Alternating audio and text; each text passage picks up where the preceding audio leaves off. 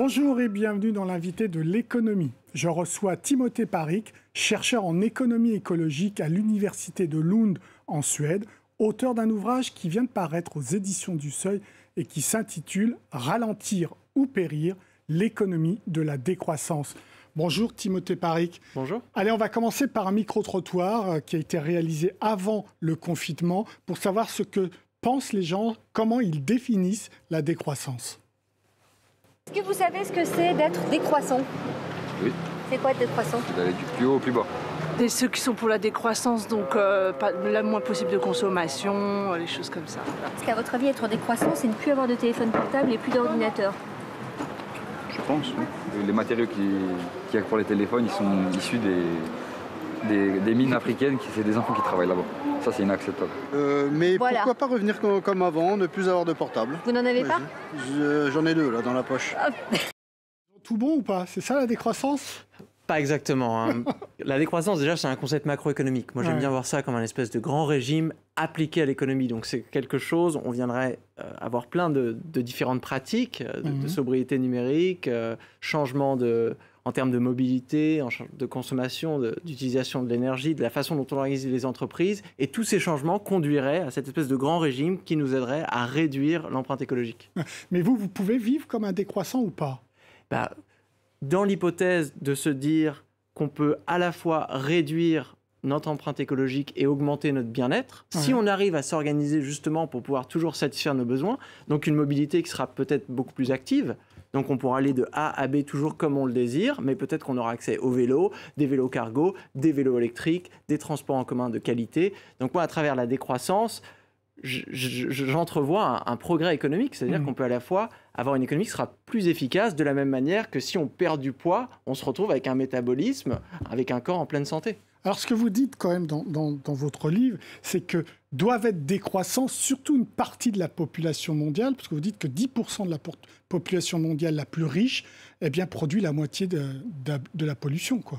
Oui, il faut se concentrer sur les pays qui sont en dépassement écologique. Donc si on regarde les limites planétaires, on se rend compte qu'il y a une belle corrélation entre richesse et dépassement. Donc les pays à haut revenu vont devoir s'engager dans une certaine décroissance pour pouvoir libérer des ressources naturelles, dont un espace climatique dont on va avoir besoin dans les pays du Sud, qui, eux, vont avoir besoin de produire et consommer plus. Mais on est d'accord que dans les pays développés, il y a un centre et une périphérie. C'est-à-dire qu'il y en a qui consomment beaucoup plus, donc qui polluent beaucoup plus, et d'autres moins, tout comme il y a ce rapport entre nord et sud. Exactement, c'est la double sélectivité, donc décroissance dans les pays riches, et même à l'intérieur de ces pays riches, il va falloir regarder, là on a toujours cette corrélation entre revenus et richesse et émissions, donc juste d'aller chercher les pressions environnementales là où elles sont. Donc ça ne sert à rien de faire décroître les entreprises qui font de la RSE, ou de faire décroître l'économie sociale et solidaire, ou les réseaux de réciprocité et les monnaies locales. Il faut plutôt s'atteler, de la même manière quand on fait un régime, on va aller s'atteler là dans le corps où on veut perdre du poids. Allez, on est entré dans quelle ère pour un économiste? On est dans le capitalocène, dans l'anthropocène, dans le pibocène, c'est-à-dire cette ère où c'est l'homme qui modifie le climat, ça? C'est ça, moi, le terme anthropocène, il me dérange un tout petit peu. Pourquoi? Parce que quand on parle d'anthropocène, c'est quoi le problème?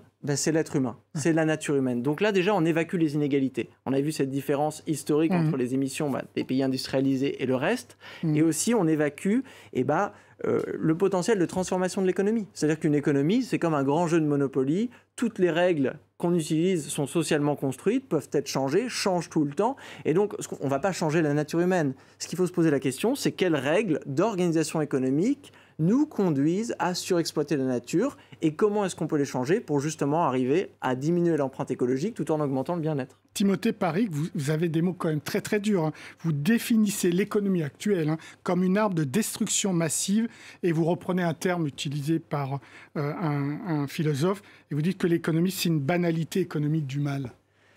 Malheureusement, à l'échelle de quand on fait de la macroéconomie écologique, on voit l'économie comme un super-organisme. Donc moi, je regarde l'énergie et la matière qu'une économie à haut revenu comme la France consomme, et on regarde aussi les pollutions, la plupart des pollutions qu'elle exporte dans des pays qui sont donc en périphérie de la France. Et quand on regarde ce phénomène, c'est effrayant. Là, on voit vraiment une économie cauchemardesque qui, chaque année, va avoir besoin d'aller chercher de plus en plus de ressources, souvent aussi pour s'agiter économiquement à faire des choses qui ne sont pas complètement nécessaires pour le bien-être.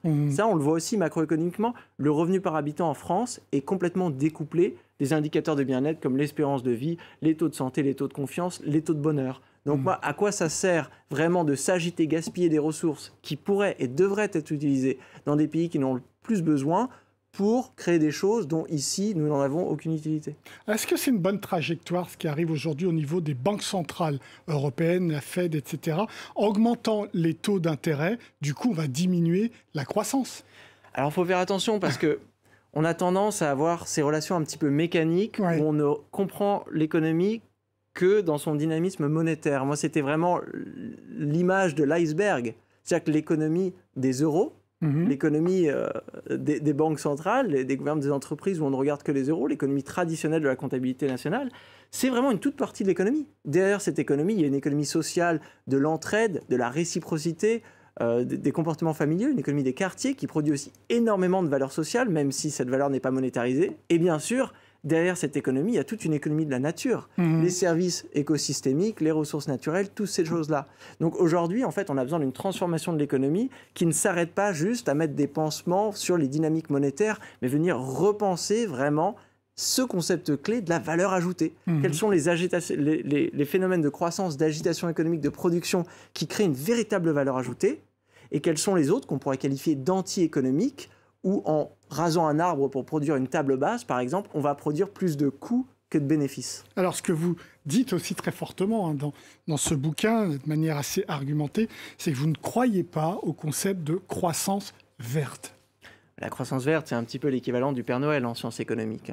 C'est la carte Joker. Moi, j'ai épluché la littérature sur le sujet. C'est très bien discuté dans le chapitre 2 du dernier volet du rapport du GIEC. Et cette croissance verte dont on aurait besoin pour verdir une économie comme la France à son niveau de production aujourd'hui, ce n'est pas possible. On ne la voit pas. Bien sûr, on voit des verdissements sectoriels, le plus souvent très lents, le plus souvent concernant, par exemple, juste le carbone. Mais par exemple, la transition écologique, ce n'est pas que la décarbonation. Il faut aussi parler empreinte matière, impact sur la biodiversité, la pollution de l'air, la pollution de l'eau, toutes ces choses-là. Mais justement, écoutez cette réflexion d'un PDG d'une société qui s'appelle Fixter, qui en gros digitalise la réparation automobile et qui se réjouit du plan sur les batteries pour l'automobile. Écoutez, dites-nous ce que vous en pensez. Je pense que la crise énergétique, c'est aussi une opportunité d'accélérer un peu la transition écologique, la transition vers les véhicules électriques. L'Europe a imposé l'arrêt de la vente des véhicules neufs à moteur thermique à partir de 2035. Bonne nouvelle ou pas, l'arrêt des moteurs thermiques? C'est de la croissance verte ou pas? Bonne nouvelle, moi je n'appellerais pas ça de la croissance verte. Le GIEC nous dit qu'il y a 3 protocoles. Éviter, substituer, améliorer. Donc, par exemple, pour la mobilité, toutes les voitures qu'on peut éviter, c'est génial. Parce que la ressource la plus soutenable, c'est celle qu'on n'a pas besoin de consommer. Ensuite, on substitue. C'est-à-dire que si on doit absolument utiliser une ambulance ou un taxi et qu'il y a des voitures électriques, bien sûr, on utilise la voiture électrique au lieu de la voiture thermique. Et ensuite, on améliore. C'est-à-dire qu'on se concentre vraiment sur l'éco-innovation pour que ces moteurs électriques soient le plus durables possible et pour que l'électricité qu'on met dans ces voitures soit elle aussi la plus durable possible. Mais il ne faut pas tout de suite aller dans l'amélioration et se dire oui, technologie pour améliorer, pour passer au tout électrique, sans se poser la question de la sobriété, et surtout, on l'a dit tout à l'heure, une sobriété politique, donc de se poser la question qui va devoir réduire ses productions, ses consommations, et surtout collectivement, comment est-ce qu'on peut mieux s'organiser économiquement pour éviter de produire et consommer une partie de l'économie. Mais par exemple, la croissance verte, ça peut être utile à ceux qui ont besoin de croissance, c'est-à-dire les pays du Sud qui ont besoin de croissance, qui ne peuvent pas aller tout de suite dans la sobriété. Donc est-ce que là, la croissance verte, pour eux, ce n'est pas valable? C'est la logique des croissances sereines, soutenables, organisées dans les pays riches pour permettre, on pourrait dire plus simplement, un développement durable, un nouveau modèle de prospérité qui puisse se faire, bien sûr, dans la soutenabilité des limites planétaires. L'appeler la croissance verte, ça serait peut-être un petit peu trop réducteur, parce que la croissance, ça renvoie au produit intérieur brut, qui est un indicateur qui a quand même 100 ans, complètement obsolète, qui ne mesure ni les inégalités, ni le bien-être, ni la qualité des services publics, des choses comme ça. Donc si on doit aujourd'hui créer une nouvelle économie, pourquoi retomber un petit peu dans la dépendance, cette espèce de PIB qui est complètement aujourd'hui dépassée? Autant faire comme la Nouvelle-Zélande, se dire des budgets bien-être, 65 indicateurs, et on se construit une économie qui puisse justement garantir les besoins de la population, maintenir le bien-être, sans dépasser les budgets écologiques. Une erreur des économistes d'avoir donné un prix à la nature ?